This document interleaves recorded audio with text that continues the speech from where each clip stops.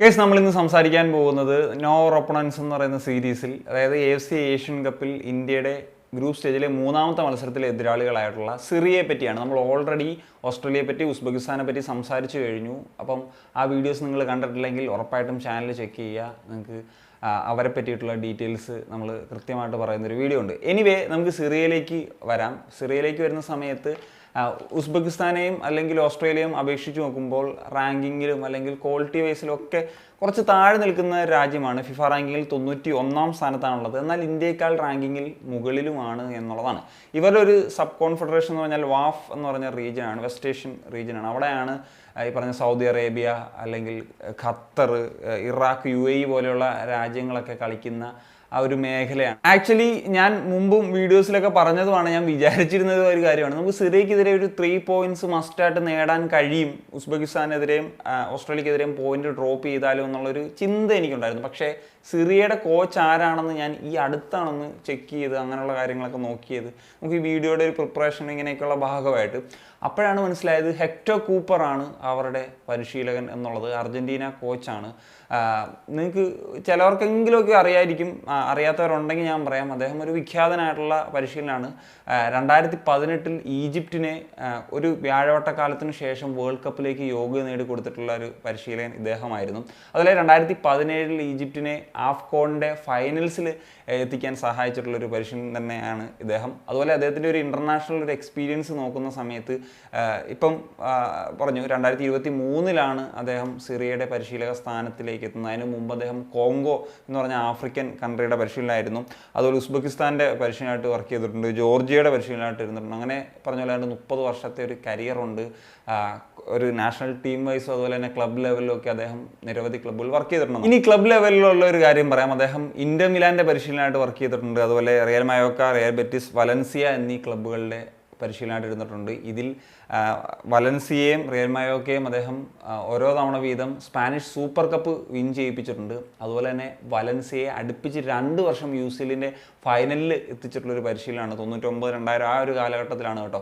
ഇനി ഇദ്ദേഹത്തിൻ്റെ ഒരു പ്രൊഫൈൽ എന്താണ് എന്നുള്ളതൊന്നും പറയണ്ടല്ലോ. ഞാൻ ആലോചിക്കുകയാണ്, ഇപ്പം സിറിയ എന്ന് പറയുന്ന രാജ്യത്തിലേക്ക് ഒരുപാട് പ്രശ്നങ്ങളൊക്കെ ഉണ്ട്, ആഭ്യന്തരമായിട്ടുള്ള ഒരുപാട് കാര്യങ്ങളൊക്കെ ഉണ്ട്. ആ ഒരു സാഹചര്യത്തിൽ പോലും അവർ ഇത്രയും ഒരു ഹൈ പ്രൊഫൈൽ ആയിട്ടുള്ള ഇദ്ദേഹത്തിൻ്റെയൊക്കെ ഒരു സാലറി എന്നൊക്കെ പറഞ്ഞു കഴിഞ്ഞാൽ ഹൈ ലെവലായിരിക്കും. അപ്പോൾ നമുക്ക് ഇന്ത്യക്കൊന്നും ചിന്തിക്കാൻ പറ്റാത്തൊരു ലെവൽ തന്നെയാണ്. അത്തരം പരിശീലകരെയൊക്കെ അവർ കൊണ്ടുവരുന്നു എന്നുള്ളത് തീർച്ചയായിട്ടും അത്ഭുതപ്പെടുത്തുന്ന ഒരു കാര്യം തന്നെ. അവരുടെ കോമ്പറ്റീറ്റീവ് റെക്കോർഡ് പരിശോധിക്കുമ്പോൾ ഇതുവരെ വേൾഡ് കപ്പിന് യോഗ്യത നേടാത്തൊരു രാജ്യം തന്നെയാണ്. AFC ഏഷ്യൻ കപ്പിൽ 4 തവണ അവർ യോഗ്യത നേടിയിട്ടുണ്ട്. 4 തവണയും അവർ ഗ്രൂപ്പ് സ്റ്റേജിൽ തന്നെ തോറ്റ് പുറത്താവുകയായിരുന്നു. 2019 സിറിയ കളിച്ചിരുന്നു. അന്ന് 1 പോയിന്റ് മാത്രമാണ് അവർക്ക് നേടാൻ സാധിച്ചത്. പറഞ്ഞ പോലെ ആ ഗ്രൂപ്പിൽ ഏറ്റവും ഒടുവിലായിട്ടാണ് അവർ ഫിനിഷ് ചെയ്തത്. പിന്നെ അവരുടെ ഒരു ബിഗ്ഗസ്റ്റ് അച്ചീവ്മെന്റ് എന്ന് പറയുന്നത് 2012 വാഫ് ചാമ്പ്യൻസ് ആയി എന്നുള്ളതാണ്. ഇനി ഇന്ത്യയും സിറിയയുമായിട്ടുള്ള ഒരു ഹെഡ് ടു ഹെഡ് പരിശോധിക്കുന്ന സമയത്ത് 6 തവണയാണ് ചരിത്രത്തിൽ ഇരുവരും ഏറ്റുമുട്ടിയുള്ളത്. അതിൽ 3 തവണ ഇന്ത്യ വിജയിച്ചു, 2 മത്സരം സിറിയ വിജയിച്ചു, 1 മത്സരം സമനിലയാകുകയായിരുന്നു എന്നുള്ളതാണ്. ഇതിൽ ഏറ്റവും ഒടുവിൽ കളിച്ചിട്ടുള്ള മത്സരം 2019 കളിച്ചിട്ടുള്ള മത്സരമാണ് സമനിലയായത്. അത് ഇന്റർ കോണ്ടിനെന്റൽ കപ്പിൽ ഒരു മത്സരമായിരുന്നു. 1-1 ഡ്രോ ആണ്. സ്റ്റിമാച്ച് ആയിരുന്നു അന്ന് ഇന്ത്യയുടെ പരിശീലനമായിട്ടുണ്ടായിരുന്നത്. ഇന്ത്യ ജയിക്കേണ്ട മത്സരം തന്നെയായിരുന്നു. ഞാനത് കണ്ട മത്സരമാണ്. നിങ്ങളൊരു പക്ഷേ കണ്ടിട്ടുണ്ടായിരിക്കും. ആദ്യം നരേന്ദ്ര ഗെഹ്ലോട്ടിൻ്റെ ഒരു ഹെഡർ ഗോളിലൂടെ ഇന്ത്യ വിജയത്തിലേക്ക് പോകുന്ന സാഹചര്യത്തിൽ എനിക്കൊന്നൊരു പെനാൽറ്റി ആണെന്ന് എൻ്റെ ഒരു ഓർമ്മ അവസാന നിമിഷം.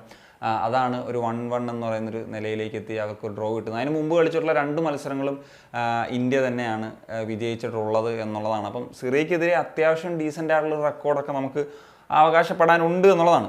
ഇനി ഒരു റീസെൻറ്റ് റിസൾട്ട് ഇവരുടെ ഒന്ന് പരിശോധിക്കുന്ന സമയത്ത് 2023-ലും 2024-ലും ഒരു 2 മത്സരങ്ങൾ കളിച്ചിട്ടുണ്ട്. അത് നോക്കുന്ന സമയത്ത് സിറിയ തായ്ലൻഡിനെതിരെയാണ് 2023-ൽ ആദ്യത്തെ മത്സരം കളിക്കുന്നത്. 3-1 വിജയിച്ചത്.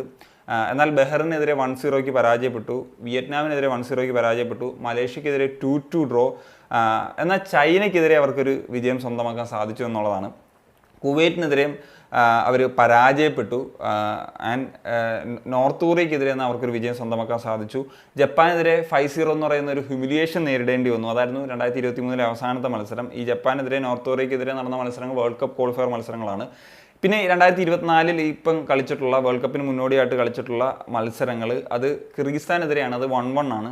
പിന്നെ മലേഷ്യക്കെതിരെ 2-2 ആണ്. അങ്ങനെയാണ് 2 മത്സരങ്ങളും ഡ്രോ ആയിരുന്നു.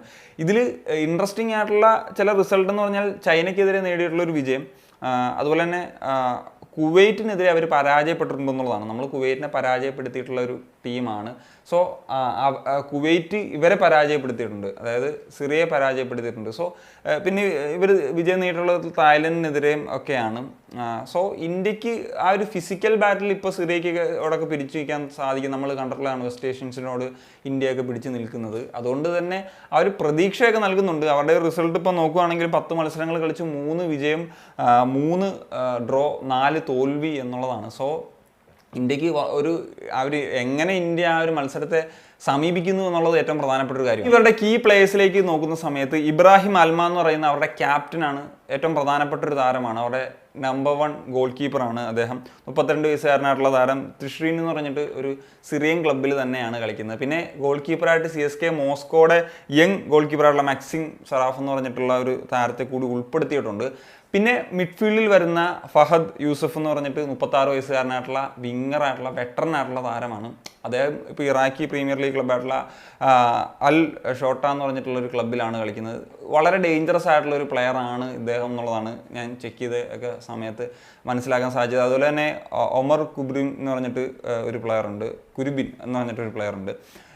ഇദ്ദേഹം ഷബാബ് അൽ അഹ്ലി എന്ന് പറയുന്ന UAE ക്ലബ്ബിലാണ് കളിക്കുന്നത്. ഇപ്പം അവരുടെ മുന്നേറ്റത്തിലെ സെൻട്രൽ ഫോർവേഡ് ആയിട്ടുള്ള താരമാണ്, മുന്നേറ്റത്തിലെ ഏറ്റവും പ്രധാനപ്പെട്ട താരമാണ്. 55 മത്സരങ്ങളിൽ സിറിയയ്ക്ക് വേണ്ടി 21 ഗോളുകളൊക്കെ സ്കോർ ചെയ്തിട്ടുണ്ട്. അതിനോടൊപ്പം തന്നെ അവർ ചില നാച്ചുറലൈസ്ഡ് പ്ലേയേഴ്സിനെയും അതുപോലെ തന്നെ ഒറിജിൻ പ്ലേയേഴ്സിനെയൊക്കെ ഉൾപ്പെടുത്തിയിട്ടുണ്ട്. ഇപ്പോൾ റീസെൻ്റ്ലി ഇപ്പോൾ അർജന്റീനയിൽ നിന്ന് വന്നിട്ടുള്ള തന്നെ ഏതാണ്ട് 3 പ്ലേയേഴ്സിനെ ഉൾപ്പെടുത്തി. കൊളംബിയ എന്നൊരു പ്ലെയർ ഉണ്ട്. അതുപോലെ യൂറോപ്പിൽ നിന്ന് തന്നെയുള്ള കുറച്ച് ഒറിജിൻ പ്ലേയേഴ്സിനെയൊക്കെ അവർ ഉൾപ്പെടുത്തിയിട്ടുണ്ട്. തീർച്ചയായിട്ടും അത് ശക്തി പകരും. അവരെ അർജന്റീനയുടെ അല്ലെങ്കിൽ ലാറ്റിൻ അമേരിക്കയിൽ നിന്ന് തന്നെ അവർ 4 പ്ലേയേഴ്സിനെ ഇപ്പോൾ റീസെൻ്റ്ലി തന്നെ ഉൾപ്പെടുത്തിയിട്ടുണ്ട്. 2024 തന്നെ ഇപ്പം ലേറ്റസ്റ്റ് കളിച്ച മത്സരത്തിൽ തന്നെ ഡെബ്യൂ ചെയ്തിട്ടുള്ള താരങ്ങൾ വരെയുണ്ട്. അപ്പം ഇതൊക്കെയാണ് സിറിയൻ ടീമിനെ പറ്റി പറയാനുള്ളത്. ഓസ്ട്രേലിയ ഉസ്ബെക്കിസ്ഥാനെ വെച്ച് കമ്പയർ ചെയ്യുമ്പോൾ അത്രയ്ക്ക് ഉള്ളൊരു സ്ക്വാഡോ അല്ലെങ്കിൽ ഇതൊന്നും ഇല്ല. പക്ഷേ ഈ പറഞ്ഞതുപോലെ നമ്മൾ പ്രതീക്ഷിച്ച അത്ര മോശക്കാരൊന്നും അല്ല അവർ. അങ്ങനെ പെട്ടെന്ന് തോൽപ്പിക്കാൻ പറ്റുന്ന ഒരു ടീമുമല്ല എന്നുള്ളത് ഒരു പ്രധാനപ്പെട്ട കാര്യമാണ്. So wait and see. So ഇതൊക്കെയാണ് നോർ ഒപ്പോണൻസിൽ സിറിയയെ പറ്റി പറയാനുള്ളത്. അപ്പോൾ എന്താണ് നിങ്ങളുടെ ഒപ്പീനിയൻസ്? തീർച്ചയായിട്ടും കമ്പോസ് ചെയ്താൽ മതി. കാണിക്കുന്നതാണെന്ന് വെച്ചാൽ സനിയ.